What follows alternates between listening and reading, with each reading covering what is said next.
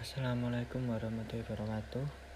Kami dari kelompok 7 ingin menjelaskan tentang manajemen berbasis sekolah dengan tema sumber daya dan administrasi.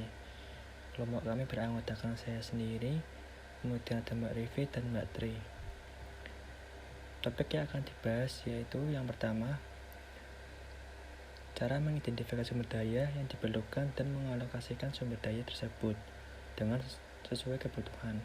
Kemudian yang kedua adalah bagaimana mengelola dana sekolah secara efektif dan efisien. Yang ketiga, penyediaan dukungan administratif. Dan yang keempat, cara mengelola dan memelihara gedung dan sarana. Kemudian yang pertama ada sumber daya sekolah. Sekolah memiliki sumber daya yang dapat dimanfaatkan untuk mencapai tujuan pendidikan. Sumber daya pendidikan di sekolah dapat dikelompokkan menjadi: yang pertama ada sumber daya bukan manusia yang meliputi program sekolah, kurikulum, dan lain-lain. Yang kedua ada sumber daya manusia atau SDM yang meliputi kepala sekolah, guru, staf, tenaga pendidik lainnya, siswa, orang tua siswa, dan masyarakat yang memiliki kepedulian kepada sekolah. Kemudian ada sumber daya fisik yang meliputi bangunan, ruangan, peralatan, alat peraga pendidikan, waktu belajar, dan penampilan fisik sekolah. Kemudian yang terakhir ada sumber daya keuangan yang meliputi keseluruhan dana pengelolaan sekolah, baik diterima dari pemerintah maupun dari masyarakat. Yang pertama ada manajemen sumber daya bukan sekolah. Manajemen program sekolah. Proses belajar mengajar akan berlangsung dengan baik di sekolah jika didukung oleh adanya program, baik di tingkat kelas, sekolah, maupun tingkat gugus. Proses penyusunan program ini merupakan proses yang terdiri atas kegiatan-kegiatan untuk mencapai tujuan.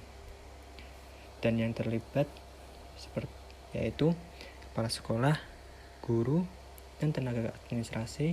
Kemudian ada orang tua, wali siswa, tokoh masyarakat, utusan siswa, dan pengawas. Manajemen kurikulum mesti diarahkan supaya pembelajaran berjalan dengan baik dengan mengacu pada pencapaian tujuan belajar siswa.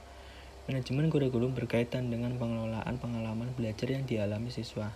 Tahapan dalam manajemen kurikulum di sekolah adalah tahap perencanaan, pelaksanaan, dan tahap pengendalian. Yang B ada manajemen sumber daya manusia, yaitu yang pertama manajemen personil sekolah. Manajemen personil sekolah adalah kegiatan pembinaan dan pemberdayaan personil yang ada di sekolah dan masyarakat untuk pencapaian tujuan-tujuan pendidikan di sekolah. Cara yang dapat ditempuh dalam manajemen personil di sekolah adalah dengan melakukan pembinaan dan pemberdayaan yang terarah dan terus-menerus agar personil yang ada dapat melaksanakan tugas profesionalnya dengan baik dalam rangka pencapaian tujuan-tujuan pendidikan di sekolah. Pembinaan ini mencakup pembinaan akademis atau profesionalnya, karir, dan kesejahteraan. Yang selanjutnya yaitu manajemen kesiswaan. Manajemen kesiswaan merupakan pengaturan berbagai kegiatan yang berkaitan dengan siswa yang dimulai dari kegiatan penerimaan sampai dengan kelulusan dan pelepasan siswa. Manajemen kesiswaan menjadi penting untuk dipahami dan dikuasai oleh kepala sekolah karena manajemen kesiswaan bukan hanya merupakan kegiatan yang dirancang sekolah yang dimulai dari kegiatan penerimaan siswa baru, penempatan siswa, dan pembinaan, tetapi juga agar potensi rohaniah dan jasmaniah yang dimiliki siswa dapat berkembang secara optimal. Yang selanjutnya yaitu manajemen kerjasama sekolah dengan masyarakat. Yang pertama itu ada konsep dasar. Sekolah sebagai lembaga sosial yang diselenggarakan dan dimiliki oleh masyarakat, seyogyanya memenuhi kebutuhan masyarakatnya.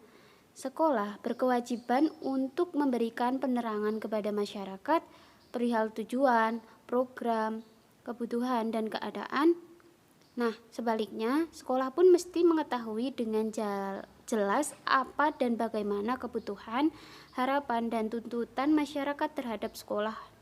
Oleh karena itu, hubungan timbal balik antara sekolah dan masyarakat perlu dijalin demi tercapai jalinan kerjasama untuk kelancaran pendidikan. Yang nomor 2 yaitu prinsip hubungan sekolah dengan masyarakat.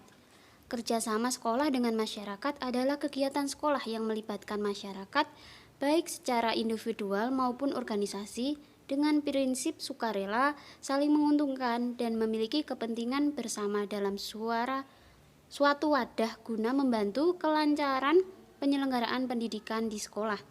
Kegiatan kerjasama sekolah dan masyarakat ini perlu dilakukan untuk mendayagunakan potensi masyarakat dalam membantu kelancaran penyelenggaraan pendidikan di sekolah. Kemudian yang ketiga itu ada manajemen keuangan.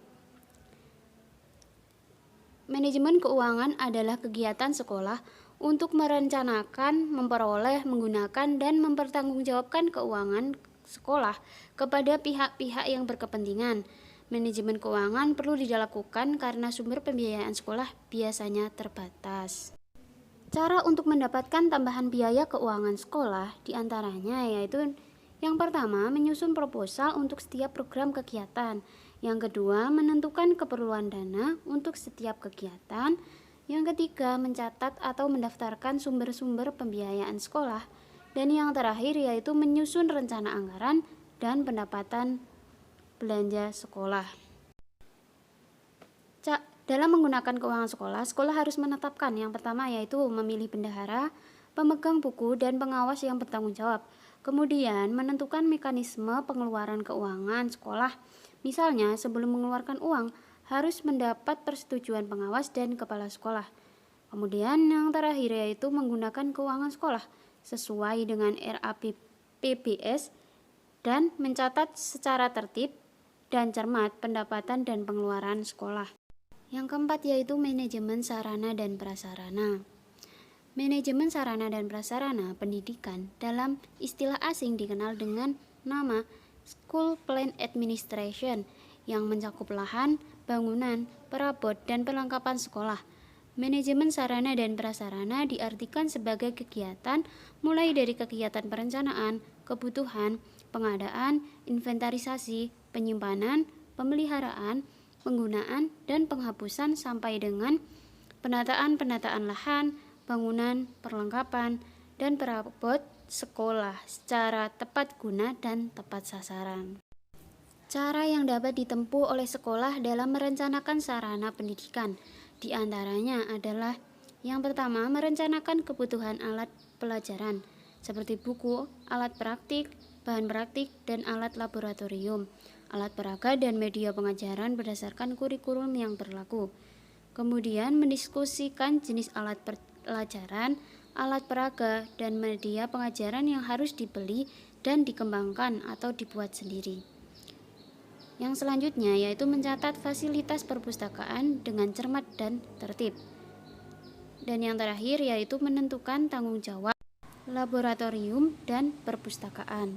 Sekian presentasi dari kelompok kami. Mohon maaf apabila ada kesalahan dan kekurangan.